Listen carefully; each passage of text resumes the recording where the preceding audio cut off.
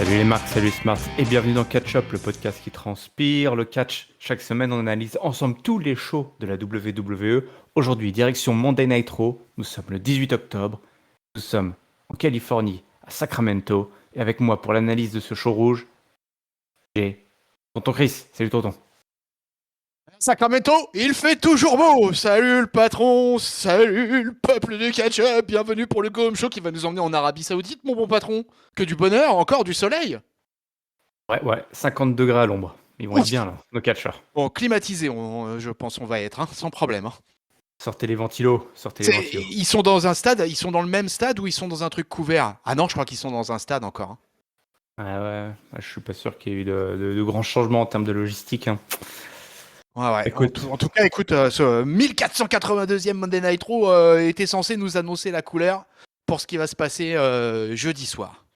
Ouais, focus sur le booking, sur la carte là, de Crown Jewel. On va voir s'ils ont fait un aussi bon boulot qu'à SmackDown. Je vous invite à écouter notre analyse avec Papy. On avait plutôt bien apprécié cet épisode, puisqu'il était assez focalisé justement sur la carte de Crown Jewel. Bon, alors, ça commence mal, je serais tenté de dire, puisque c'est Charlotte qui ouvre le show, alors que Charlotte n'est pas sur la carte de Crown Jewel. Elle n'est pas contente, Charlotte. Elle n'est pas contente, notre reine, puisqu'il n'y a pas de champagne, il n'y a pas de ballon, il n'y a pas de confetti, parce que c'est sa dernière apparition à Monday Night Raw. Et oui, elle a été draftée à SmackDown. Donc il y a une théorie de conspiration contre elle là, qui flotte dans l'air. La preuve, Bianca Belair n'est même pas dans le roster de Raw. Elle a encore des title shots. Elle n'arrête pas d'avoir des title shots à gauche, à droite. Du coup, Charlotte a dit, eh, vous pensez que c'est moi la reine, et c'est à moi qu'on ouvre les portes aussi facilement. Elle arrive. Enfin, le problème pour Charlotte, la difficulté pour Charlotte, c'est qu'elle est autant adulée que détestée. Et j'ai trouvé que dans cette promo, elle avait quand même réussi plus ou moins à gérer la foule, à retourner une partie de la foule contre elle. Donc ça, c'était plutôt bien foutu. Euh, Charlotte est la montagne à gravir. Et pour Bianca Belair, ça va être compliqué. Elle peut gérer des filles comme Becky Lynch et Sasha Banks. Mais Charlotte, elle est faite d'un autre bois. Ce qui n'est pas évident. Et Bianca Belair débarque à son tour. Elle explique mais non, que Charlotte est parano. Bianca, elle a fait tout ce qu'il fallait faire pour gravir les échelons. Elle mérite ces title shots dont Charlotte a parlé. Voilà. Charlotte a été sauvée grâce à Becky la dernière fois. Et Charlotte, du coup, est frustrée à cause de ça. Et Bianca nous fait une promesse que Crown Jewel, elle va récupérer le titre. Et Charlotte commence à vouloir en venir aux mains. Et Bianca Belair l'accueille avec un Kyodi. Mais la reine parvient à s'enfuir. Même si Bianca Belair en profite pour lui mettre les semelles dans la tronche. Et c'est comme ça que les deux femmes se séparent. Qu'est-ce que tu as pensé de cet opener, mon bon tonton?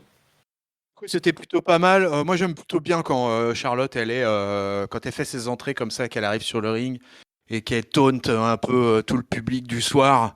Tu vois qu'elle prend la température et c'est vraiment la patronne, quoi. C'est vraiment elle, la grande patronne. Et je trouve que ouais, j'ai bien aimé le fait qu'elle dise ouais, il y a pas de chant, merci Charlotte de la part de la foule. Tu vois, au final, elle se présente presque un peu en victime par moment, mais tout ça avec d'une manière hautaine et avec son port altier là. Et je trouve qu'elle est incroyable cette femme quoi. Tu sais Charlotte, mon bon patron, dans 30 ans tout ça, quand on aura pris notre retraite de catch-up, que des petits jeunes auront repris la boutique. Eh ben, on en reparlera avec des trémolos dans la voix, parce que je pense que ça va peut-être rester la plus grande. Ça sera peut-être la plus grande wrestler du 21e siècle, Charlotte, tout simplement. Peut-être que, tu vois, elle va terminer avec 22 titres. Et voilà. Et puis j'aime bien l'interaction avec Bianca Belair, etc. Petite bagarre à la fin, tout ça. Donc c'était plutôt solide. Ça mettait bien dans l'ambiance. Moi, on va en reparler plus tard dans les pronos de Crown Jewel, mais je pense que je vois pas Belair gagner. On en reparlera. Mais en tout cas, je trouve que ça faisait démarrer plutôt pas mal ce Raw. J'ai plutôt bien apprécié cette affaire. Ouais, puis Bianca qui s'en est pas trop mal tirée aussi. Voilà, on la book voilà, dominante également. Et pour Crown Jewel, l'heure est aussi au tournoi. Mon bon tonton, je sais que voilà, tu Pendant la es, ma- tu es, je tu, suis tu, oui. Non, je suis partagé en fait, mitigé.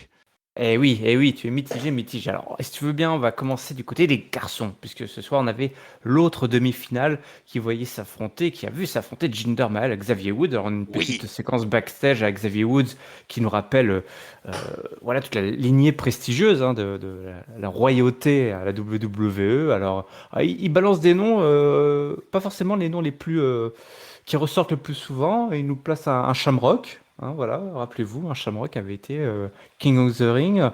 Il doit nous placer aussi un Booker T. Bon, celui-ci, on nous le connaît bien, hein, on nous le rappelle suffisamment. Et deux, trois autres noms, comme ça, King Mabel aussi. Donc, Kofi Petite piste. Kingston. Ouais, ouais, donc il y a eu beaucoup de rois à WWE. Euh, Kofi Kingston, il nous a placé une qui était pas mal aussi. Il nous dit que Martin Luther King avait un rêve, mais que le rêve de Xavier Woods est d'être roi, donc d'être le king. Donc c'était plutôt bien foutu. Donc Xavier Woods est prêt à aller sur le trône et c'est probablement le mec le plus motivé à aller choper la couronne, je pense, de tout le roster. Et ce soir, il va nous en faire la preuve dans son match contre Jinder Mahal. Un match que j'ai trouvé, écoute, pas trop mal, avec toute la puissance de Jinder Mahal, hein, qui est immense. Hein, quand il est face à des gabarits comme Xavier Woods, on voit que le mec, quand même, il est probablement des plus grands de tout le roster. Hein. C'est un sacré morceau, Jinder Mahal. Xavier Woods, il est pas très grand, mais il est épais hein, quand même. Hein. Il est trapu. C'est un Et petit ouais, trapu. Un petit bon trapu. gabarit, ça aurait un bon talonneur de rugby, ou ça aurait été un beau gabarit quand même, le Xavier Woods. Il faudrait vraiment qu'il nous fasse le roster de la WWE en mode équipe de rugby. Tu l'avais pas fait ça sur les CDC? Si, T'avais pas si, fait? si, j'avais participé à ça, ouais. Ah ouais, j'étais pas tout seul, hein, mais on avait été plusieurs, ouais, effectivement, on avait fait. Il faudrait que je le refasse à l'occasion, ouais. Ah, il y aurait avec toutes les nouvelles têtes là, c'était c'est parce que c'est vieux ça cette histoire de 15 le 15 de la WWE et c'était à l'occasion pour la Coupe du monde, je crois 2015, je crois pour la Coupe du monde 2015, on avait fait un 15 spécial qui était pas mal mais effectivement, c'est une idée à creuser.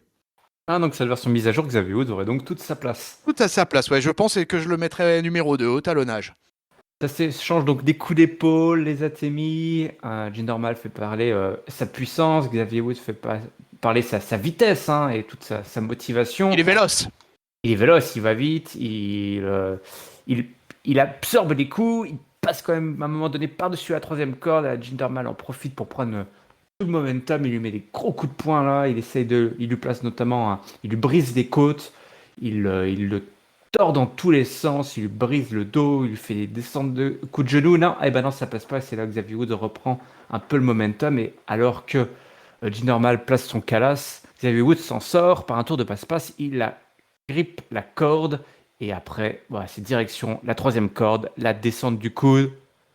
Macho Man Style et la victoire pour Xavier Woods qui Oh se yeah! qualifie donc pour la finale. Est-ce que tu es content? Oh yeah! Alors là, bah écoute, si le peuple de catch-up me suit régulièrement sur cette antenne, hein, au tout début du tournoi, j'avais donné mon favori pour le tournoi. Quasiment tout le monde avait donné Finn Balor, mais moi, j'ai mis une pièce sur Xavier Woods et on en reparlera encore dans les pronos. Mais ouais, mais au final, bon petit match, un match de 10 minutes quasiment. Et bon petit match sympa et qui était assez avec relativement du suspense parce que Jinder Mahal, c'était tout à fait crédible qu'il aille en finale du King of the Ring, un heel naturel qu'aurait pas démérité de toute façon d'avoir son spot en Arabie Saoudite, on va dire. Et au final, les deux mecs nous ont livré la marchandise. Ouais, alors effectivement, ce super finisher de notre ami Xavier Woods qui le détourne un petit peu parce que le Macho Man lui sautait vraiment du haut du turnbuckle alors que lui il fait un petit pas de côté et il prend son élan, en fait il fait un slingshot presque, il fait un slingshot diving elbow quoi. Mais magnifique, à chaque fois superbe. Donc moi j'ai vraiment bien aimé ce match, c'était top, ça faisait rentrer dans le show de manière euh, parfaite et du côté masculin, ce tournoi King of the Ring, pour l'instant, pour moi, est une réussite. Et ma foi, une fort belle finale entre Finn Balor et Xavier Woods. Ouais, bah d'ailleurs, il se retrouve un petit peu plus tard, je crois, tout ce beau monde, lors d'un match. Bah écoute, si tu veux bien, je vais en parler. Oui, Finn vas-y, vas-y. Balor contre Mace. Alors, voilà, Finn Balor, voilà, il fallait nous montrer que Finn Balor était T'es là, fort. était fort. Et il a battu un mec, un grand, un costaud, qui est Mace dans un match. Oh, toi qui tiens les comptes, il a pas duré très longtemps, hein, ce 2 match. minutes 45. Voilà, donc Finn Balor qui a placé son coup de grâce. Mais l'important, c'est pas ça. L'important, c'est ce que juste derrière, il y a eu un petit échauffement, des petits, petite tension, un petit peu de compète Ouais. entre Finn Balor et Xavier Woods, puisque Xavier Woods a regardé ce match en étant assis sur le trône. Il se voit déjà roi à la place du roi, là, Xavier Woods. Hein. Xavier Woods, il est chaud sur le King of the Ring, mais avant même que le tournoi débute, de toute façon, sur Twitter, etc., il envoyait du lourd en clamant haut et fort l'héritage et tout. Et je pense que c'était certainement l'un des plus archi motivés du tableau. Et non, ça me fait plaisir. Moi, je trouve que c'est bien. On va avoir un chouette match pour Crown Jewel. On va avoir vraiment une belle finale. Donc ça, c'est sympa. Indécise. Et ça, c'est encore plus sympa, surtout dans le catch. Ouais, moi, ce que j'apprécie beaucoup, c'est que au-delà de la qualité du roster qui a été inclus dans ce tournoi, on a quelques petites surprises. Comme tu dis, enfin, finalement, le dernier carré, c'était des beaux prétendants. Il y avait quasiment pas de mauvais choix et ça ajoutait pas mal d'inconnus, toi, de Et surprises. là, Et Xavier Woods, bah toi, autant il y a une semaine ou deux, je me suis dit, tiens, Finn Balor, ouais, c'est vrai, c'est presque fait pour lui, mais ça, c'est parce que je me laisse trop facilement convaincre par Papy. Autant j'aimerais beaucoup voir un Xavier Woods avec la couronne. C'est un mec qui va vraiment être divertissant, tu vois. pour moi, dans le tournoi masculin, il y a eu un seul couac, quoi. C'est le fait d'avoir fait hisser Sami Zayn jusqu'en demi-finale, jusqu'à la finale d'Euro, finalement. Parce que bah, Sami Zayn, tout le monde savait bien qu'il allait pas aller en Arabie Saoudite, quoi, que c'était clair et net. Donc quelque part, c'était un petit peu la voie royale pour Finn Balor. Mais c'est pas grave parce que les matchs ont été de bonne qualité et tout ça. Ouais. Le Baylor Zayn a été de super qualité. Ça nous a donné un beau tournoi. Enfin, vraiment côté masculin, le tournoi est superbe. Moi, j'ai rien à redire. Je suis fan. J'accroche à mort et je suis hyper satisfait de cette finale. Ouais. Direction les backstage, il y a eu de bordel avec toute la team 24/7. Il y a aussi une théorie qui était en interview. Et puis du coup, ça chauffe un petit peu avec R-Truth. Et du coup, bah, ça nous amène derrière dans un match entre Austin Theory et R-Truth. Mais R-Truth n'est pas a une petite surprise. A une petite surprise puisqu'il débarque avec Jeff Hardy en fait. Il débarque avec Jeff Hardy qui est donc à Monday Nitro dorénavant. Si je dis pas de bêtises, oui c'est ça, hein, il a été Ouais. transféré à Raw. Ouais, faut suivre. Hein. Vivement, Ouais. vivement la semaine prochaine. Ouais, ça J'avoue. sera plus clair la semaine. Enfin, ça sera plus à partir de vendredi. À partir de vendredi, ça sera plus clair. C'est-à-dire que quand t'as des mecs qui arrivent in pop, tu sais pas si c'est parce que c'est leur dernier jour ou si c'est parce que c'est leur premier jour. Ouais. S'ils viennent les transférer ou si s'ils viennent juste nous faire un petit coucou. Et du coup, le match, eh ben, finalement, c'était pas Austin Theory contre R-Truth, c'est Austin Theory contre Jeff Hardy. Et ouais. Et du coup, bah, Austin Theory, finalement, nous propose un match voilà, assez solide face à l'ancien champion du monde. Mais au moment où Jeff Hardy veut placer son adversaire pour la Swanton, pardon, Theory le fait glisser depuis la troisième corde et place son finish pour la victoire. Et ouais, donc encore une belle victoire là pour le petit genou, mais une victoire, une célébration de courte durée puisque Jeff Hardy lui place un twist of fate et pire rajoute finalement la honte derrière à Austin Theory puisqu'il lui prend un petit selfie avec Austin Theory alors qu'Austin Theory est allongé sur le sol. Donc bon, on en est où là de cette petite rivalité rookie versus vétéran? Qu'est-ce que tu en penses là? Bon, là, je pense qu'on en est juste. On est dans de la rivalité de mid-card. Ils sont en train de créer le personnage petit à petit d'Austin Theory. Tu vois, eux ne sont pas concernés par le PPV de la couronne de joyaux. Donc du coup, ça se construit tranquillement. On peut, enfin, je trouve que c'est plutôt honorable de la part de Jeff Hardy comme ça de vendre un jeune de cette manière-là. Donc écoute, on verra pour la suite. Je pense que ça va déboucher certainement sur un match pay-per-view. Peut-être pas forcément un match pay-per-view, peut-être aussi qu'ils seront dans une équipe pour les Survivor Series à suivre. Mais moi, écoute, ça me dérange pas. C'est pas extraordinaire. On a eu un match de 7 minutes. Euh, Jeff Hardy, il déroule quand même encore un peu. Et, euh, Ouais, il nous et a fait des belles face, sorties. Ouais. ouais, face à un jeune qui est quand même beaucoup plus athlétique que lui, quoi. Et qui est vraiment New Generation, là, le vrai Millennials. Et du coup, ouais, je peux pas vraiment dire du mal, tu vois, de ce genre de truc, quoi. Pour l'instant, pour moi, vraiment, Austin Theory, c'est vraiment, alors pour le coup, un jeune et un vrai rookie en plein personnage, en pleine construction. On verra, on en reparlera d'ici un mois ou deux déjà. Moi, j'ai trouvé effectivement que c'était un bon petit match court et intense. Et voilà, On anime la low card ou la mid card, ça c'est vous qui placez le curseur comme vous le voulez. On va laisser la low card ou la mid card justement en direction des main eventers. Des main eventers qui se retrouvent un petit peu je sais pas à quel moment on était du show là, on était presque au plein milieu, fin de la première heure, début de la deuxième peut-être, pour un match qui est booké suite à ce qui s'était passé la semaine dernière, puisque Drew McIntyre et Big E, votre champion, affrontent les Dirty Dogs, Robert Roode et Dolph Ziggler. On a une petite intervention, voilà, Gorilla Position là, où ils se disent ce soir, voilà, ils vont travailler ensemble, hein, voilà, malgré leur rivalité en cours. Et Biggie, par petite provocation, fait sa grosse entrée là, au micro, hein, au Sacramento, Don't You Dare. Et McIntyre, lui, fait sa petite pause. Voilà, c'est de la on s'entend bien, mais en même temps, on est rivaux. Donc, direction le ring, avec Biggie qui commence le match. Il affronte Dolph Ziggler, je crois, pour l'entrée. Tour de force, le tag est fait avec Drew McIntyre qui arrive et qui s'en prend à son ancien partenaire, son ancien mentor, hein, n'oubliez pas. Après, c'est Robert Woods qui vient prendre les mandales à la place de Dolph Ziggler. Donc, beau travail là, de tag entre Biggie et Drew McIntyre, contrairement à ce qui s'était passé peut-être la semaine dernière. Mais Biggie vient à un moment donné, il veut mettre un splash et il s'étale, il balance Dolph Ziggler par-dessus la barrière d'insécurité. Et là, ça commence un peu à perdre le momentum pour les faces. Biggie est en détresse, il se fait malmener par les Dirty Dogs. C'est comme Dolph Ziggler en face, hein. Faut pas oublier, hein. C'est quand même, c'est un patron, c'est un patron Dolph Ziggler. Ah, un grand Il, Sam Champion. ouais, ils portent très bien là. Ils sont en slip et en pantalon rose. Ils sont magnifiques.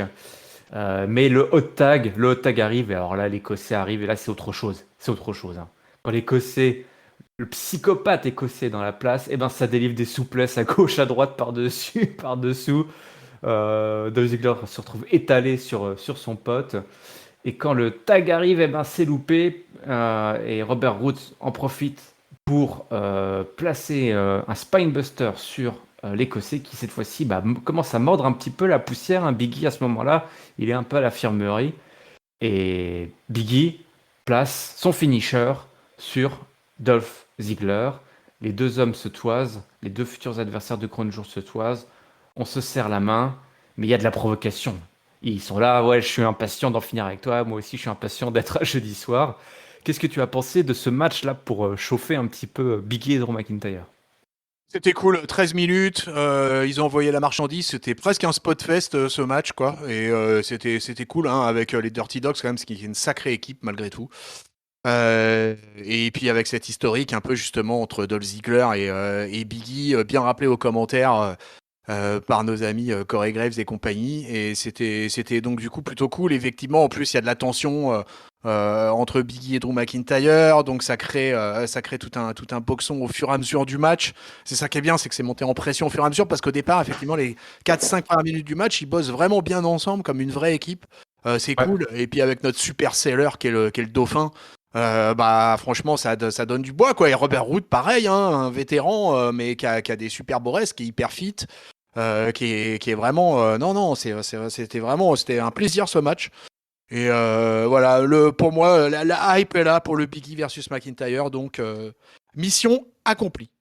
Ouais, ouais, comme je l'avais déjà dit, je suis toujours assez dubitatif sur cette rivalité parce qu'elle est un peu compliquée pour Biggie, je trouve, voilà, de le mettre face à un autre face avec Drew McIntyre. Ils ont eu des promos un petit peu en dedans, mais j'ai trouvé qu'à l'inverse, ce match était plutôt bien booké, assez original.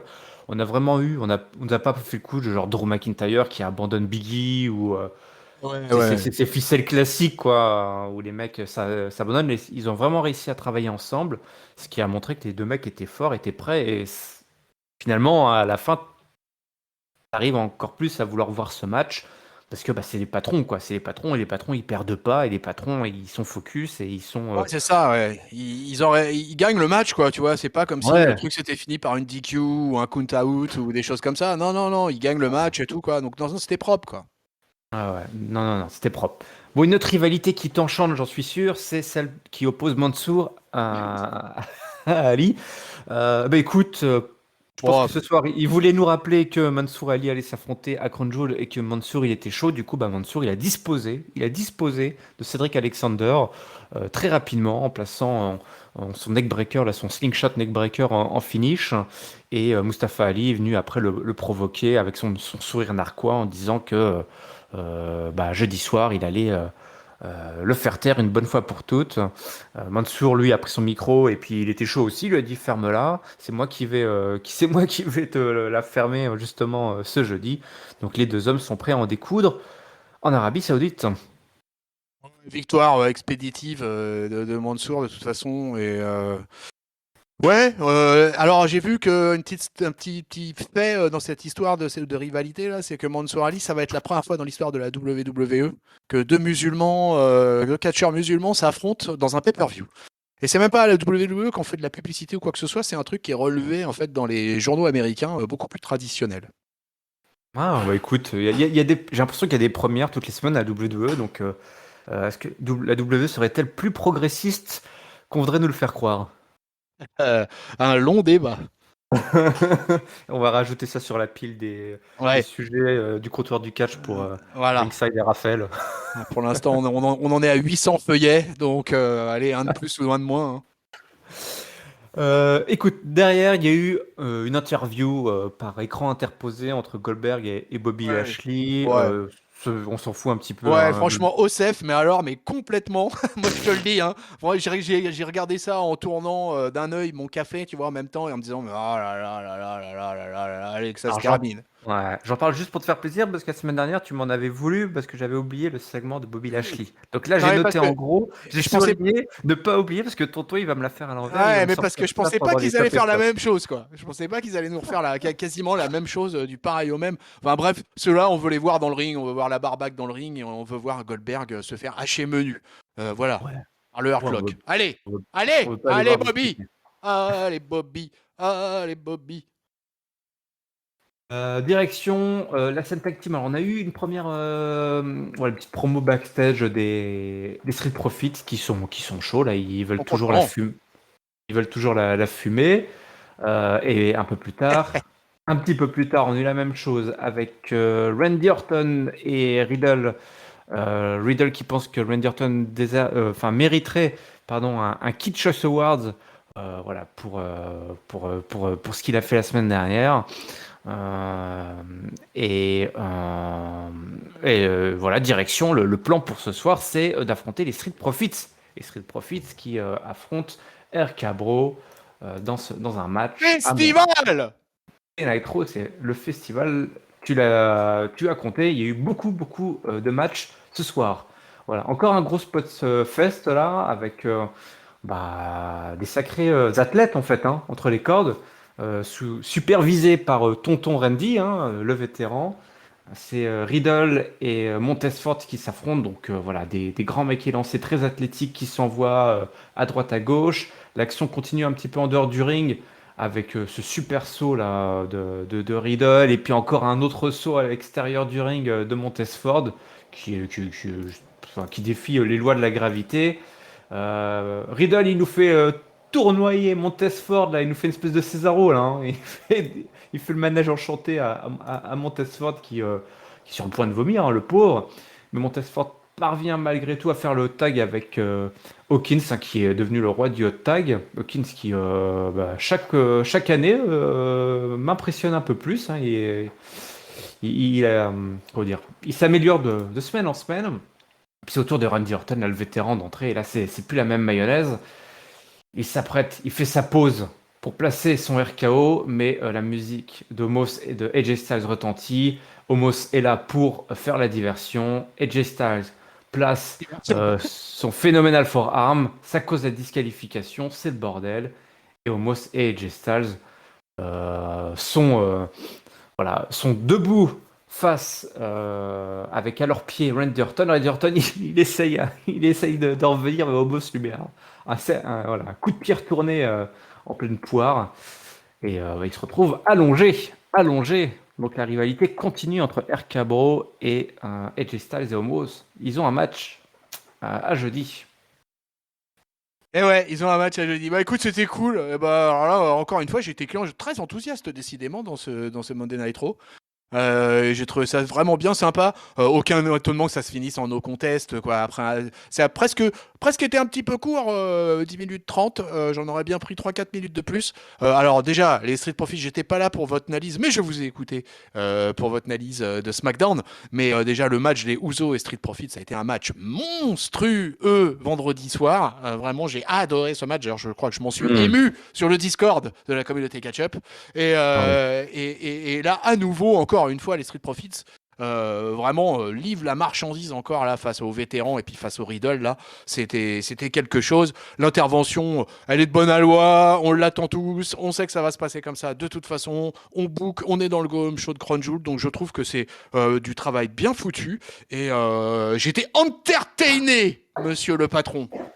Oh bah écoute, moi aussi, je trouvais que finalement, alors attends, mais excuse-moi, mais entre Bianca Belair et Montesford qui sont époux et épouses à la ville, comme à l'écran, parce que je crois qu'ils s'en cachent pas, là ils Ouais, ouais. enchaînent, hein, c'est les back-to-back pour, pour les deux. Je sais pas s'ils ont encore beaucoup d'énergie le soir hein, quand ils rentrent à la maison, les deux là, mais on verra ça dans 9 mois, hein. Bon, Les Street Profits, hein, pour moi, là, grande équipe en 2021 quand même. Hein. Quand on ah va ouais, parler ouais, ouais. de la Tag Team Division, mine de rien, on est à la fin octobre. Là. Quand on va arriver sur les awards et tout ça, les Street Profits vont avoir leur nom tout en haut parce qu'il y a quelques matchs cette année en Tag Team Division avec les Street Profits, que ce soit dans le show rouge ou le bleu. Wouh, ça envoie quoi. Ouais, ouais. Même si Oh, il y a une petite- bizarrement, je regardais, je crois que Papy avait rappelé cette stat. Bizarrement, ils ont très peu catché en pay-per-view cette année. Et ouais. c'est ouais, souvent en fait les rivalités, les croisements de rivalités, etc. ont fait qu'à ces moments-là, et ben non, hop, ils étaient pas là. Mais par contre, ils ont délivré un nombre de matchs en weekly qui est assez incroyable. Je crois que c'est l'une des équipes qui a le plus catché en weekly de l'année 2021 jusqu'à présent. J'avais regardé, j'avais vu passer la stat aussi. Et vraiment, ah non, vraiment fantastique, super boulot là. Ouais, bah, il y a une espèce de travail de fond qui est fait sur cette équipe où finalement, comme tu dis, si on les voit pas en pay-per-view, et alors, on les oublie presque, en tout cas ils sont assez, enfin, ils sont discrets du coup, oui et non, parce que comme tu le dis, on les voit tout le temps en weekly, mais il y a un beau travail de visibilité qui est fait sur ces mecs-là, et du coup, c'est presque ni vu ni connu qui sont placés tout en haut de la carte et peuvent voilà, rivaliser avec les Usos dans un super match à SmackDown, où là, voilà, ils font pas tâche face à des vétérans comme Randy Orton enfin comme Randy Orton et j'allais dire et Riddle, c'est pas forcément un vétéran, mais voilà, c'est une équipe bien installée, c'est les champions. Et c'est vrai que tu as raison, bah, ils avaient été dans notre top 3, hein, je crois, quand même, en 2020. Et là, ils auront tout à fait ouais, petite piécette Oh, là, sur les Street Profits pour la fin de l'année. Un peu moins sur les Viking Raiders, hein, oh. alors, c'est la blague, hein, c'est la blague. Ah ouais, non, ouais, Je c'est crois le qu'ils ont plongeon. une petite scénette avec un de tes chouchous là. Je sais pas ce qu'il fait qui fait des cours de yoga. John Morrison, qu'on est John rendu à faire des Morrison, ouais. scénettes. Ouais, ouais. Bon, c'est pas très glorieux, mais bon, on en est là. Hein, qu'est-ce que tu veux que je te dise, moi. Qu'est-ce que tu veux que je te dise?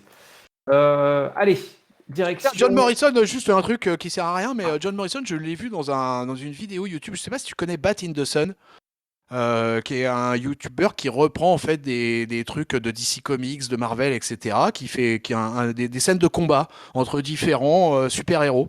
Et donc tu peux avoir Batman versus Wolverine, tu vois, des choses comme ça. Et alors c'est pas un dessin animé, hein, c'est pas un animé, c'est des vrais acteurs qui jouent avec les costumes et tout. Et Bat in the Sun, si ça vous intéresse. Et, euh, et en l'occurrence, John Morrison participe à un de ses courts-métrages. C'est des trucs qui durent entre 8 et 15 minutes. Et John Morrison fait le Winter Soldier, vois-tu, dans un. Je sais plus. Ah, Alors, contre qui c'est qu'il affronte? Ah, je sais plus. Ah, j'ai perdu son adversaire. Mais c'est John Morrison qui fait Winter Soldier avec son regard intelligent. ah bah attends, il a quand même eu une carrière à Hollywood. Il avait Mais oui, incarné, je crois, Hercule et tout à ou fait. Tout à n'est-ce fait. pas? Dans un bon, dans une production à petit budget, mais voilà, il a goûté au plaisir et C'est voilà, Hercule avant The Rock. Il faut le savoir. bien sûr un précurseur. C'est lui qui a ouvert les portes d'Hollywood pour Dwayne Exactement. Johnson, hein. Il a essuie un peu Exactement. les plâtres, mais Voilà, il est revenu à WWE et peut-être tant mieux pour nous. Et pendant ce temps-là, le Miz continue à sa progression à Danse avec les stars, se déguise Ah, en il était qualifié? Aladdin, et il est qualifié, il est toujours qualifié, hein, le Coco. Ah, c'est incroyable ça. Bah voilà, bah on lui souhaite de gagner, on lui souhaite d'aller loin, hein, le mise. Bah ouais, Je carrément. vote pour lui, hein, même si voilà, si je pouvais, je voterais pour lui en tout cas. Je sais pas si tu as voté pour Doudrop Oh pour la là là là là demi-finale là là là du là Queen's là, on Club. arrive sur le sujet qui fâche dans ce Monday Night Raw, dans ce vaisseau amiral qui m'a mis en Ah colère à désolé, ce j'entendais à moment-là. ta voix, t'étais trop content. Tu nous parlais de John Morrison, t'étais en train de faire sa biographie filmique. Je me suis dit, je vais un peu le casser l'ambiance. Je vais lui parler du tournoi féminin. Aïe, aïe, aïe, aïe, aïe, aïe, aïe, aïe, aïe. Aïe aïe aïe, comme tu l'as dit, donc Doudrop versus Shayna Baszler, sous les yeux de Zelina Vega, à qui la cape et la couronne va très bien, je l'ai dit lors de l'analyse de SmackDown. Pour moi, c'est le bon choix à faire, mais on n'en est pas là, on en est à la qualification, donc à cette dernière demi-finale hein, du groupe B, et ça va mal se finir. Ça va mal se finir pour celle qui pouvait prétendre naturellement à être la Queen, puisqu'elle est déjà la Queen of Spades. Et ben non, ça se passe mal pour Shayna Baszler, puisqu'alors qu'elle porte sa prise de soumission, et ben elle se fait avoir et ses épaules sont clouées au sol par Doudrop, qui donc se qualifie pour la finale. Doudrop versus Zelina Vega, c'est la finale que vous n'auriez pas imaginé il y a 2 mois pour quand on a annoncé le premier tournoi féminin de Queen of the Ring. Non mais là c'est le drame peuple de catch-up, au secours. Non mais Chute à franchement. l'avant, à l'arrière et au milieu du Ah non peloton. bah là c'est une catastrophe absolue. De toute façon là c'est même pas une question de Doudrop chez la Baszler, alors que Shayna Baszler perdre pour moi est un non-sens mais absolu. Enfin je veux dire quand t'as une catcheuse dont le surnom c'est quand même Queen of le Queen of Spades et qui est certainement la plus qui donne la sensation de plus grande dangerosité, d'agressivité, et elle perd face à Doudrop. Alors bon, ok, d'accord. Mais en fait, la palme, elle revient à l'ensemble du tournoi féminin qui a été catastrophique de bout en bout. Je crois qu'on dépasse même pas les 13 minutes de catch. Tout le tournoi confondu en attendant la finale. Et la finale Doudrop Zelina, bon patron, hein, jamais tu vas me faire croire que ça va être un match de 15 minutes dans une cage. Je pense que là, c'est mort. Euh, Ouais. Tout espoir sont ruinés, donc non, c'est pas possible. Donc c'était catastrophique. Le match a été catastrophique. 2 minutes 45. Non, vraiment là, non. Bah, alors là, moi, je pense que là, c'est un foirage. Mais alors, d'une beauté. Puis c'est vraiment pas sympa pour la division féminine. Franchement, je trouve que avoir un tel main event, on en a déjà parlé ensemble. Quand on a un tel main event picture chez les femmes et que derrière, comme on traite la low card et la mid card à la WWE, bah, c'est tout simplement pas possible. Je suis scandalisé.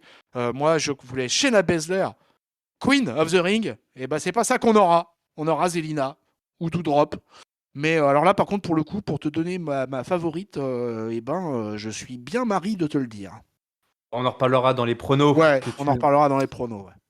Bon, allez, si tu parlais du main event, Oui, eh ben là, c'est du main event. Là, oui, c'est de oui. ça, c'est haut de la carte. Là, Ça, je c'est suis la vraie d'accord. division féminine. Ah, là, je suis d'accord. Tu me vends du rêve, mon patron.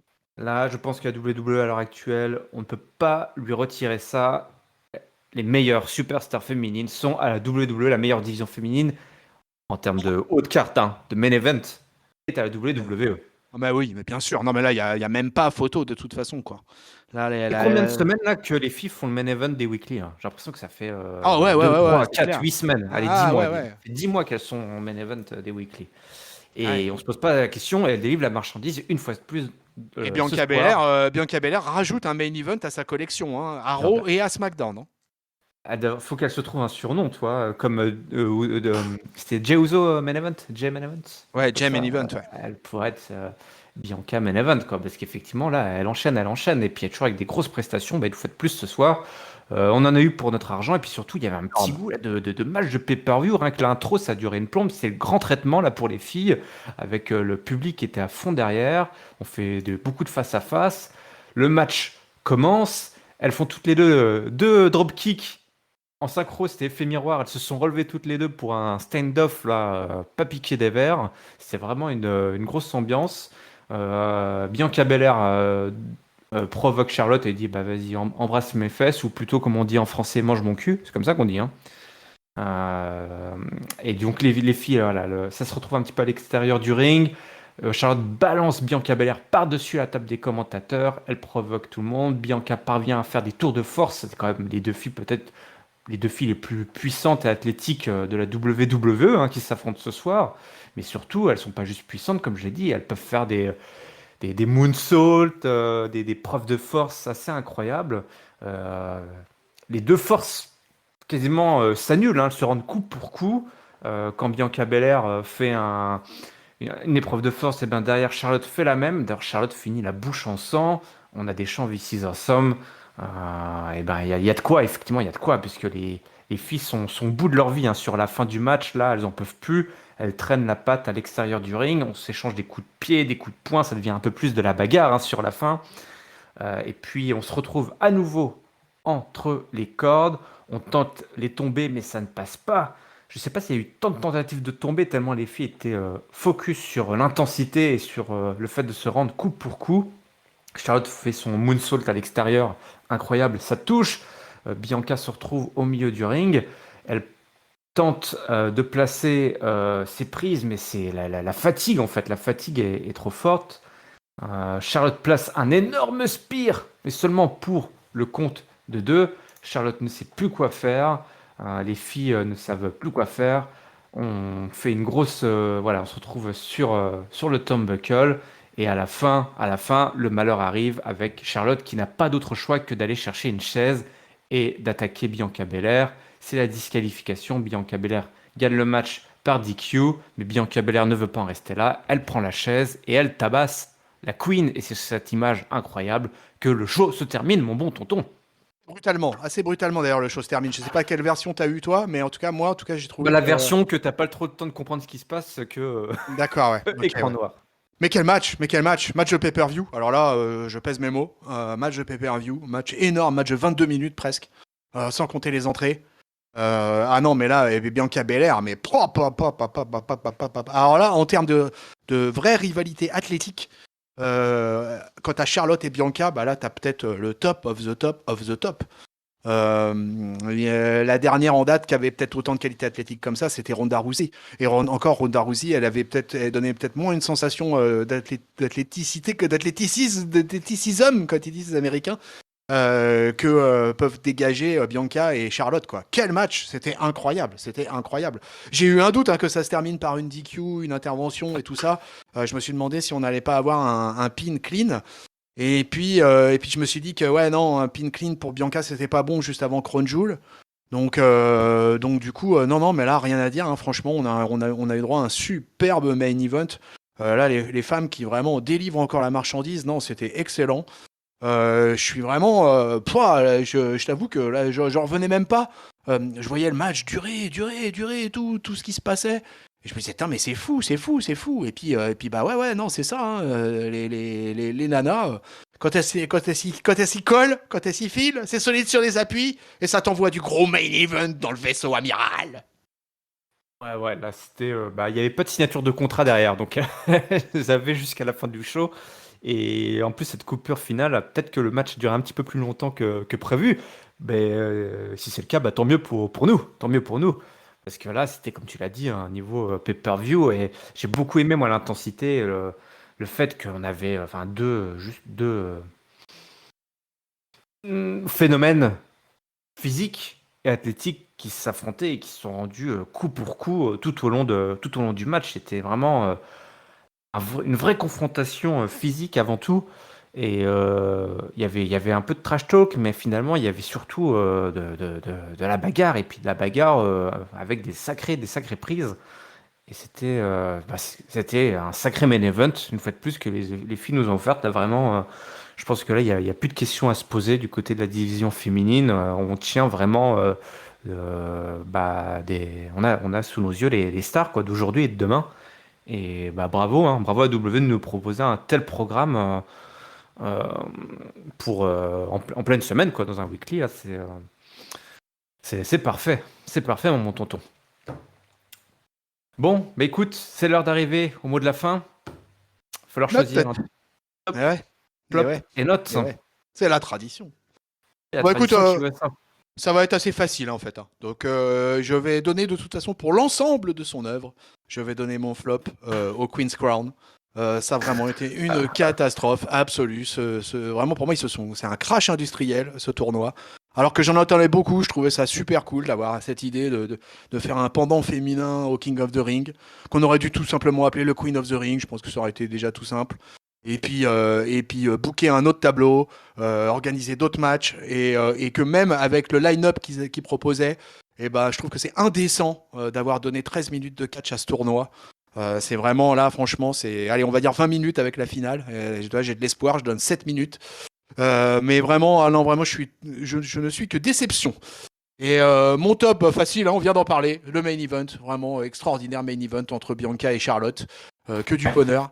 À voir encore et encore, allez voir les highlights de ce match. Et puis bah ma note, et bah écoute, c'était plutôt un bon go home show pour Crown Jewel. Je trouve que ça c'est plutôt une bonne nouvelle parce que Crown Jewel c'était plutôt presque un espèce de house show géant dans l'année, et là ça s'est vraiment transformé avec un vrai booking pour le pay-per-view et tout ça.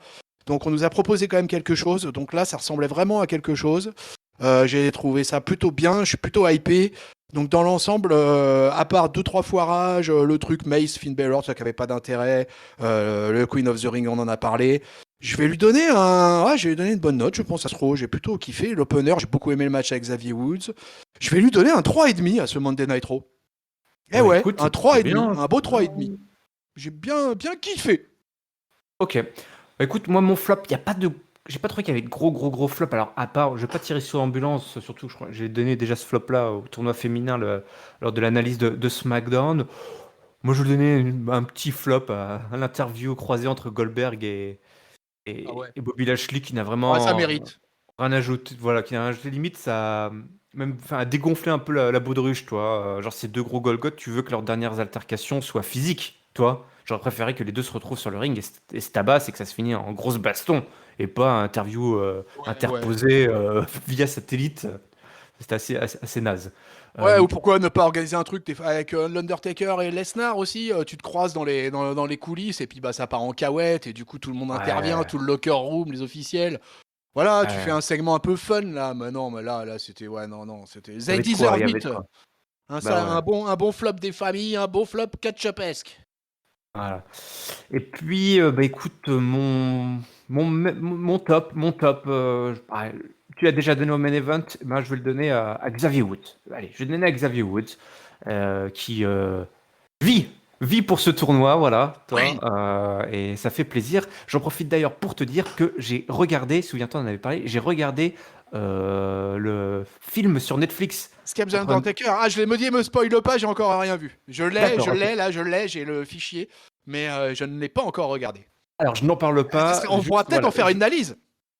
voilà, je le rappelle à ton bon En souvenir. direct, on vous annonce. On book nos émissions en direct. Allez. Et si on allait, du coup, ma note, eh ben écoute, moi je vais lui donner je suis presque tenté de lui donner un bon 4 quand même, hein. Allez. Ouais, ah ouais, oh là, le Voilà, je vais lui donner un Stars. 3,75. Un 3,75, Allez, ça aurait été un 4 si Bobby Lashley et Goldberg s'étaient mis sur la tronche. Voilà. Parce ouais, que je je trouve peux qu'on est comprendre. focus sur ce pay-per-view de Crown Jewel. Et pour un Gom Show, c'est ce qu'on demande. C'est ce qu'on demande pour un Gom Show. Donc la mission est remplie. La mission est remplie. Un bon 4 pour cet épisode de Monday Night Raw. Mon bon tonton, on parle de Crown Jewel. C'est l'heure des pronos. Oui, c'est tout à fait l'heure des pronos. Et on va déjà remercier nos amis qui ont participé sur le Discord. Il y avait un paquet de monde là déjà. Tiens, je vois un YRM, je connais ce mec. Ouais. Attends, Papy, je vais Kyrias. changer en direct mes pronos. Ah oui, tu peux encore. Papy, Kyrias, Max Hardy, Jeliel, Raphaël, qui d'autre encore? Bébélu. Voilà, il y a eu un peu de monde déjà qui est passé par la case prono. Écoute, on va attaquer direct. Le premier, Mansour versus Mustapha Ali, mon bon Yerem. Bon, pas de surprise, hein, le local de l'étape pour une première belle victoire en solo, je pense, non? Où il avait. Quels sont ses hauts Ouais, faits là, il avait Mansour? gagné une Battle Royale en solo. Ouais, voilà, ouais, Et il a battu Cesaro. Mais ce mec est Ah invaincu de oui, toute c'est vrai, façon t'as à raison. Riyad. Ce mec est invaincu. Ce Effectivement. mec est une machine à Riyad. Donc je vous préviens, voilà. Mansour, écoute, l'intégralité des votants ont voté Mansour. Je ne vois aucune voix qui s'élève contre ça. Non, tout le monde a voté Mansour. Voilà, comme ça c'est réglé. Allez, ensuite on va attaquer les tournois. Doudrop versus Zelina. Alors, Zelina. Zelina, C'est dur. J'ai envie que ça soit Zelina et ouais, ouais, Zelina, Zelina. Il faut qu'il y ait une méchante reine. Elle est parfaite pour ce rôle. Elle est parfaite pour ce rôle. Mais ça veut pas dire, ouais, si, si, Zelina, Zelina. ouais, ouais, moi je mets Zelina aussi. Et Gino, la main froide, lui a mis Doudrop. Et il y a Gino, et ils sont deux, je crois, à avoir mis Doudrop en l'occurrence. Ouais, ça se tient Oui, ils aussi. sont deux, c'est Max Hardy. Max Hardy, notre ami Max Hardy, il a mis Doudrop aussi, mais c'est quand même Zelina qui remporte la majorité. Allez, de le King of the Ring, la magnifique finale. Alors là, attention, Finn Balor versus Xavier Woods, mon bon IRM. Ah, c'est dur. Celui-là, il est super dur, je trouve. Et c'est toute la. Je trouve que ce match, il est vraiment super intéressant sur son issue parce que Finn Balor est évidemment le plus fort, mais Xavier Woods est le plus motivé. Et Finn Balor, King of the Ring, pourquoi pas, mais j'ai presque on lui donne quelque chose à manger, toi, après sa défaite à Roman Reigns. Qui ferait le mieux vivre cette gimmick?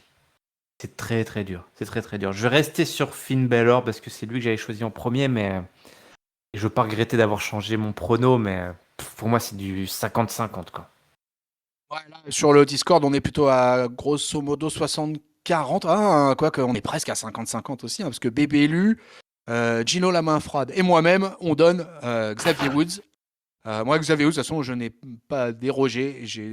Avant le King of the Ring, j'avais annoncé, donc pour l'instant, il Il est y a en, 3 ans, tu l'avais voilà, annoncé. il est en finale, donc c'est parfait. Mais Finn Balor, il y a donc toi, mon bon patron, il y a Géliel aussi qui donne Balor, Max Ouais. Hardy qui donne Balor, Kyrias donne Xavier Woods aussi, Papy donne Balor. Donc c'est ouais, on est à 50-50 quasiment, quoi. Donc c'est parfait, c'est parfait, c'est parfait. C'est une finale indécise, c'est génial. Moi je trouve que vraiment on est gâté pour ce King of the Ring d'avoir une finale comme ça, tu vois. Et ça va être un beau match. Allez, on continue. Là, cette fois, on passe au Raw Tag Team Championship. Les RK-Bro face à AJ Styles et Omos. Les RK-Bro. Les RK-Bro. Les Ouais, RK-Bro qui l'emportent. ouais, moi aussi, je donne les RK-Bro, pareil. Et écoute, tout le monde donne les RK-Bro, sauf un réfractaire. Et ce Oh. réfractaire, il s'appelle Papy. Ah, papy, Yeah. papy qui n'est pas là pour justifier son choix. Mais ouais, non. Papy a donné AJ Styles et Omos. Écoute, je pense que ça va donner un beau match aussi. Ouais. Mais effectivement, moi, pareil, je suis dans la même ligne. Je donne les RK Bro vainqueurs. Allez, SmackDown Women's Championship. Alors là, attention, là, du triple menace, du triple frite. Ça envoie du lourd. Becky Lynch, championne en titre, versus Bianca Belair, versus Sasha Banks. Ouf! Alors là, je sais que là, par contre, ça se partage grave, là. Ça se partage grave, mais Becky Lynch, moi ouais, je vais rester sur Becky Lynch. Et voilà, pour le début d'une rivalité. Mais c'est un peu le bordel, de toute façon. Déjà qu'avec ces titres qui changent, voilà, les deux championnes qui sont interchangées, c'est un peu le bordel. Et du coup, dans tout ce bordel, je pense qu'on va rester sur un espèce de statu quo sur les championnes à la sortie de ce pay-per-view. Et qu'après, les histoires vont se décanter. Donc je vais rester sur Becky Lynch, The Man. Eh ben écoute, Gino la main froide, Papy, Max Hardy aussi, il me semble. Ouais, te suivent sur Becky Lynch. Et après, le reste, écoute, Belair n'est cité à aucun moment. Et le reste, c'est Sasha Banks. C'est comme moi-même, moi aussi, j'ai voté pour Sasha Banks. Donc tu vois, c'est marrant, hein, Bianca Belair apparaît pas une seule fois dans les votants. Mais je pense que là, on va avoir un super beau match. Là, franchement, aucune inquiétude encore une fois sur la qualité de ce match à venir. Je pense que ça va être assez génialissime. Et Ouais. quel que soit le vainqueur, j'ai envie de dire, de toute façon, on va avoir droit à un beau festival. La seule petite question qu'on peut se poser sur ce match, c'est comment elles vont lutter, dans quelle tenue elles vont lutter, tu vois. Oui, oh, ben, un magnifique jogging, tu vois, de chez Decathlon. Ou alors non, c'est les combinaisons de nage là, hein. Un peu ce qu'avaient d'ailleurs Bianca Belair et Charlotte dans l'opener. Ouais, c'est vrai, c'est vrai. C'est Ils ont vrai. rivalisé là en termes de mode. On voyait bien les muscles, hein, en tout cas. Ça c'est. Donc oui, pourquoi pas. Voilà, habillé en bébé nageur là, en combinaison de plongée. À voir jeudi soir. Allez, no holds barred match. Goldberg versus Bobby Lashley. Celui-là, je trouve qu'il est pas facile à pronostiquer. Il est pas facile à pronostiquer parce que on a évidemment envie que Bobby Lashley gagne. Euh, mais en même temps, Goldberg, il a plus de victoire depuis un bon bout de temps et il n'y a plus le titre en jeu là. Et il y a quand même son fils, là, voilà, il doit venger son fils. Donc moi, je vais sur Goldberg, hein. Moi, je vais sur Tu vas sur Goldberg, hein. Goldberg. Ah Ouais, ouais. ouais, ouais, t'es pas tout seul. Hein. Gino, la main froide aussi. Pareil, il est pour Bilou. Raphaël est pour Bilou aussi. Et ouais, il me semble euh, que j'en ai vu un autre dans l'affaire. Moi, je suis pas sûr qu'on soit tant que ça, hein. Euh, Je pense qu'on a tout le monde. On a envie que ce soit Bobby Lashley, mais Goldberg à Crown Jewel, qui a pas eu de victoire depuis un bon bout de temps, qui doit venger son fils. Je sais ouais, pas. ouais, Moi, ouais. je sens bien Ah, effectivement. Ouais. je sens bien pour Goldie là. Max Hardy aussi donne Goldberg. Moi, je donne Lashley, comme Kyrias, comme Papi, comme Bébélu. Ouais, c'est pareil, on est à 60-40 là, on va dire pour Lashley quoi. Donc tu vois, ça reste aussi quand même assez serré finalement. Donc c'est plutôt pas mal. Mais moi, je trouve que c'est un des trucs assez positifs sur ce pay-per-view, c'est que toutes les affiches qu'on annonce depuis le départ sont quand même toutes assez serrées. Et ça, c'est plutôt sympa. Allez, El Innocel match alors, là, qui va faire plaisir à notre archange Géliel, puisque là, Seth Rollins va affronter Edge dans un match qui s'annonce sanglant. Ah, celui-là aussi, il est pas facile. Il est pas facile. Il est vraiment pas Et, facile. là, Il y a des sacrées affiches, hein, à ce là, Crown Jewel. c'est hyper partagé, là, encore une fois. Là. Encore une fois. J'aurais même pas te. Toi, là, si tu me demandais. Là, je vérifie. Pour qui j'ai mis. J'ai mis Seth Rollins. Mais toi, je me serais rendu. On m'aurait dit, ah bah non, t'as mis Edge. J'aurais pas tilté. J'aurais pas dit, ah non, mais attends, c'est pas possible. Max Hardy a Ah, mis Seth Rollins aussi. ouais, ouais. Kyrias a mis Seth Rollins aussi. Ouais, non, mais pareil, encore. On est dans l'ordre de 60-40 encore une fois. Petit Ouais, je vais avantage. aller vers. Je reste sur Rollins par rapport à toute cette histoire de match en cage. J'y pense, je réfléchis peut-être un peu trop, mais il y a l'air d'avoir quelque chose par rapport à cette histoire de match en cage. Et je pense que Rollins a besoin de une belle victoire là en cage. Et face à Edge, ouais, ça peut être pas mal. Mais pouah, je parie pas ma maison dessus, quoi. Oh, Je Géliel, l'ai tu seras je l'ai pas pas encore étonné. vu. Ce Ah sera oui. à voter Edge. Hein. Ouais, bah, avec, ouais. avec apparemment un Seth Rollins qui va appeler sa maman au secours depuis la cage. Donc ça va très très mal se passer pour Seth Rollins. Moi j'ai voté Edge aussi. Pareil. C'est bien. Moi je pense qu'il va vouloir se venger de ce cambriolage là. Et Papy aussi a voté Edge. Kyrias, tu as voté Seth Rollins, tu vois. Max Hardy, Seth Rollins. Et Ouais. notre ami Raphaël, il est où? Il a voté Edge, Raphaël. Oui. Gino, donc Gino, tu es là, et Gino, il a voté Edge, et enfin Bébélu, notre Johanna nationale, elle a voté Edge également. Donc quand même, ouais, un bon avantage pour Edge. Là, on est plutôt dans l'ordre de Hmm. 70-30 là. Oui, non, un Crown Jewel en plus devant le public, un top babyface, méga superstar qui doit venger sa Ouais. famille. Finalement, j'applique pas la même logique qu'à Goldberg, alors que je devrais sûrement, toi. Allez, on arrive sur les deux derniers matchs. Le WWE Championship, Biggie versus le bel homme, le psychopathe écossais, le Drew McIntyre. Ah, Biggie, Biggie, Biggie, Biggie. ouais, voilà. Alors voilà un match dans lequel il n'y aura pas il y aura pas de problème, puisque là, je crois qu'il y a unanimité. Je n'ai pas vu une seule fois le nom de Drew, de notre beau Drew, apparaître. Eh ben non, écoutez, Biggie avec un heel turn de Drew McIntyre en weekly. Ah bah non, après ils se séparent, ils sont pas dans le ils même. se séparent, ils se séparent. Ah ouais, moi je vois pas ça. Ouais, j'ai vu Ah passer bah non, laisse ça. tomber. Bah Ouais, non, bah laisse tomber s'ils se séparent. Non, bah non, ouais, non. j'ai vu passer cette affaire de heel turn. Moi, j'en suis pas convaincu du tout. Non, un match fair and square. Ouais, je crois que c'est ce qui va se passer. Ça va serrer la pogne au début et à la fin. Ça sera peut-être même un petit câlin. Mais au final, je pense qu'on va avoir un très beau match et victoire de Biggie. Alors là, unanimité totale sur le Discord de Catch-Up, mon bon patron, puisque l'intégralité des votants ont voté Biggie. Allez, et puis ce qui va être le main event, hein, parce que je ne vois pas quel autre match que celui-là peut être le main event de la soirée. Et quel match! Alors là, pour le coup, un Crown Jewel, ils ont quand même un peu la baraka, nos amis saoudiens, quoi, parce qu'ils ont le droit au final quand même à un des peut-être plus gros match de l'année 2021, en l'occurrence Roman Reigns, la tête de la table, versus le bûcheron Brock Lesnar. Wouh! C'est-à-dire que dorénavant, on a un WrestleMania tous les 6 mois. Voilà, c'est un peu ça. La tête de la table va Voilà. rester accrochée au corps de la table avec la victoire, enfin la première victoire de Roman Reigns sur ce Némésis, hein, Brock Lesnar, qui n'aura jamais réussi à battre. Et il va voilà, rétablir, corriger le scandale de la Nouvelle-Orléans en terrassant la bête. Victoire de Roman Reigns.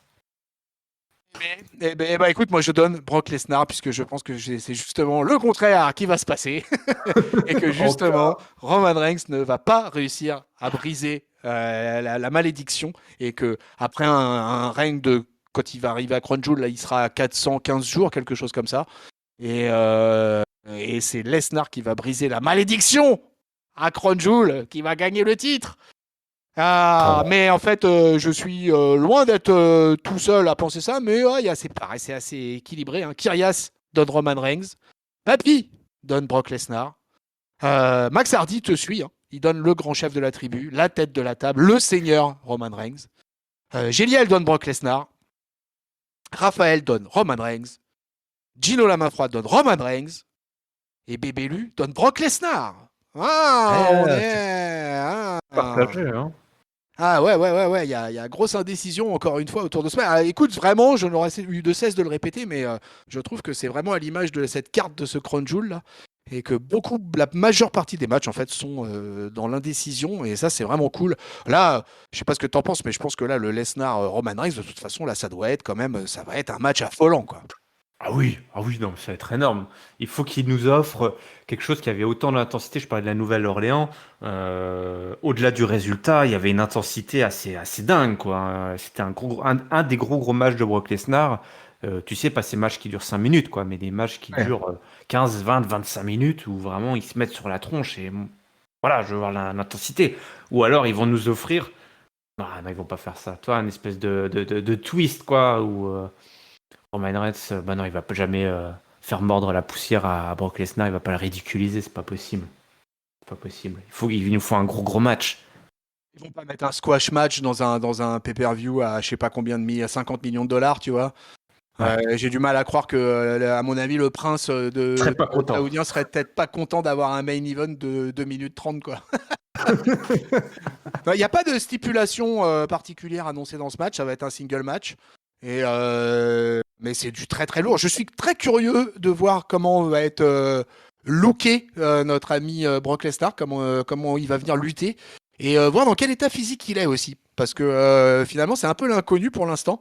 On l'a vu qu'avec les chemises coupées au niveau des bras.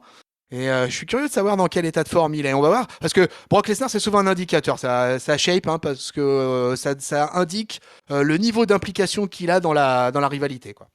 Ouais. Ouais. Non, bah écoute, on verra. Est-ce qu'il a fondu, pas fondu? Est-ce qu'il est gros? Est-ce qu'il est gras? Est-ce qu'il est toujours aussi musclé? Est-ce qu'il fait toujours peur? Est-ce qu'il a toujours son tatouage dégueulasse? Nous le découvrirons à Crown Jewel. Oh bah sacrée carte, hein, mon tonton. Ouais, Sacrée carte. voilà, sacrée carte, ouais, 9 matchs, hein. 9 matchs, hein. Bah, autant de Ça matchs que arrive. dans notre weekly en fait. Sauf que là, ça va durer 8 heures. Ouais, exactement. Ouais. Ouais, parce que alors là, on va avoir droit à la totale, hein. Là, c'est quand même l'un des rares pay-per-view où on a du pyro à n'en plus vouloir. À part à WrestleMania, effectivement, il n'y a pas d'autres pay-per-view. On a même le décorum du Royal Rumble, par exemple, qui est quand même pour moi le deuxième plus énorme pay-per-view de l'année. Quoique SummerSlam, hein, cette année, c'était quand même du costaud. Mais là, on est vraiment dans des sphères très très hautes, quoi, hein. J'espère que Ouais. cette année, par contre, les catcheurs seront un peu mieux reçus euh, que qu'il y a 2 ans. C'est-à-dire pas bloqué à l'aéroport, Ouais, voilà. pris en otage à l'aéroport. Ouais. Ouais, on verra. Il y aura sûrement des histoires, hein. Ouais, Il y c'est aura sûr, sûrement des c'est sûr. histoires. Ouais, évidemment. En espérant qu'ils reviennent, effectivement, hein. Je veux pas qu'ils restent pas là-bas. Et Bon, alors, bah, c'est comme ça. Oui. le Ah, dernier truc, juste le dernier truc sur Crunchyroll, c'est que ça passe à une heure européenne. On va pouvoir le voir quasiment en 19h. direct si on en a la possibilité. Je crois Ça que c'est commence 19h, hein. le pré-show à 18h et le main show à partir de 19h.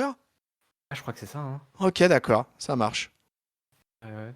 Ouais, on m'a dit 19h. Alors après, je ne sais Ok, pas si ça comprend le pré-show, mais à 19h, vous aurez au moins le main event qui commencera, quoi. Enfin, le main show, quoi. le main show qui commence, ouais. Ouais, ouais, ouais. Bon, Eh bien, allez. c'est parti. N'hésitez pas à partager vos commentaires, vos pronostics, pardon. Il vous restera pas beaucoup de temps entre la diffusion de cet épisode et Crunchyroll. Donc voilà, si vous ne l'avez pas déjà fait, balancez vos pronostics avant le début du pay-per-view, soit sur le Discord, soit en commentaire de cette vidéo s'il est encore temps.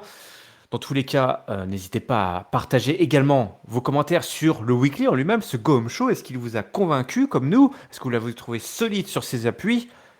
Votre top, votre flop et votre note. En tout cas, ce qui est sûr, c'est que pour nous suivre, il suffit de vous abonner soit sur YouTube où il y aura la vidéo, soit sur les plateformes habituelles de podcast audio, Apple Podcasts, Google Podcasts, Spotify, Deezer ou PodCloud. Twitter, Facebook, Instagram, les réseaux sociaux, c'est simple, c'est Catch-up CDC.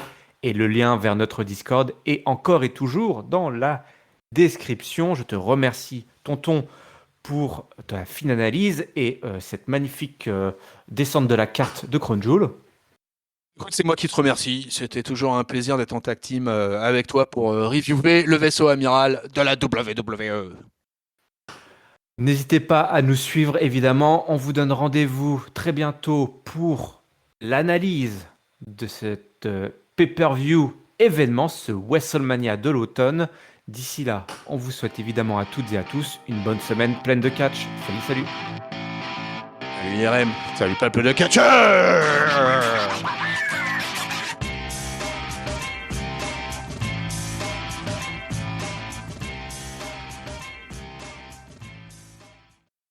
Tu le sens, le squash match, Le le scandale, le Suplex scandale. City bis. Ça, une intervention de Paul Heyman, un super kick de Paul Heyman.